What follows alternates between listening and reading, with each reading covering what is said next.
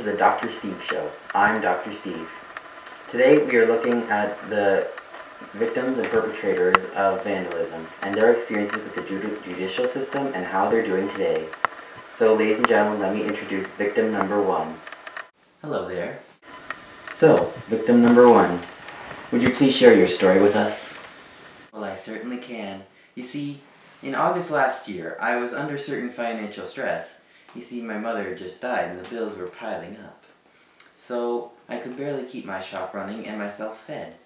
And then, one day, I came to work in the morning, and then somebody had spray painted all of the windows on my shop black. I couldn't see in and I couldn't see out. Oh my, that sounds terrible. It was. When I arrived, I immediately called the police. They say they found the man who did it on a street camera. That's good news. It was, and I was very mad. They told me that this was part of a new program. They were going to let me talk to the perpetrator myself. They said it was called Restorative Justice or something. And then, when I came into the room with the man in it, he looked at me and immediately I could see the tears welling up in his eyes. He was very sad. He gave me a hug and he cried and he said that he was sorry and that he would never do it again. He would fix everything for me. Oh, no! Very sweet sounding. So we ended up mediating in the end. He promised that he would do some community service and that he would fix all of the damages and pay for them. And, well, I think he's pretty happy about it. That's good. They offered me and him counseling, but I refused. Talking to him was just enough for me. I got enough that I needed from that. That young man is so sweet, you know. That is a very inspiring story. Thank you for sharing victim number 1. Next up, we will have the perpetrator of the crime committed in victim number 1's story. Right after the break.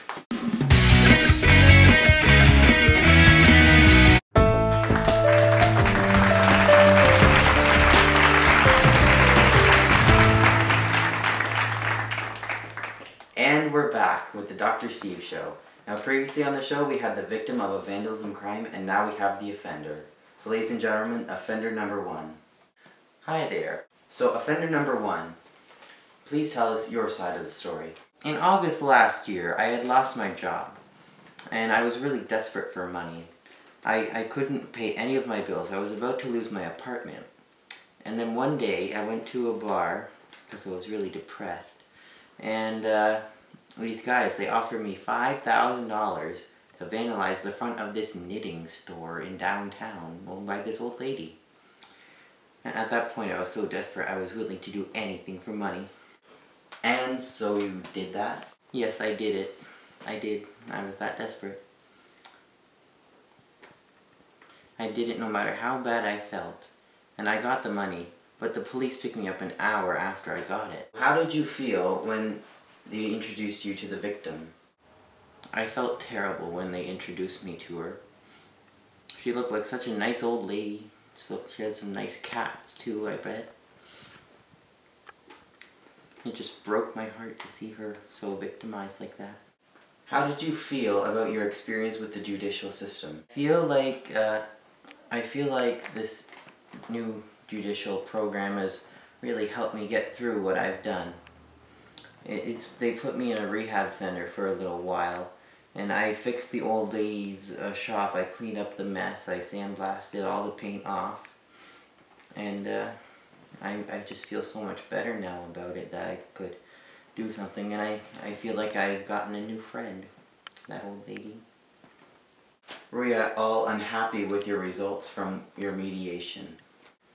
I was actually very pleased with my experience in this judicial system program. Yeah.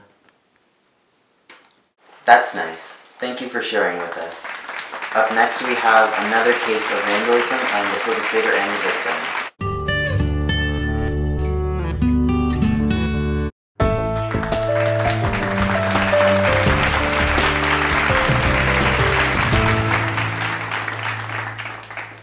Today's episode about the vandalism crimes in southern Ontario. We have our second victim from our vandalism crime. introducing victim number 2. Hello. So victim number 2, what's your story? Well, it was 2 years ago on a Sunday. I was in my dry cleaner store when I heard a noise from outside. I went to go see what it was, and then bam! I saw a little punk running down the street with the paint can in his hand. They ran away from my dry cleaner store because they ruined my sign. Oh, that sounds awful. It was extremely terrible. The little punk got away with it too, for a couple months till he came back. But I got him. I stun-gunned him in the chest, and then I called the police. So what happened after? What did the police do? The police, they put him in the jail for about a week. Then they put him in a rehab center. Ugh, it did not work. I do not think that little punk got what he deserved. If we were in Mother Russia, his hand would have been chopped off. Yes, well, how do you feel now? How did this affect your business? Oh, woe is me. Business is bad. I am so mad because I did not get paid back for what damages were done to my sign, and I had to replace it. Twice. That's no good. Well, victim number 2, thank you for sharing your story. We'll be back after the break.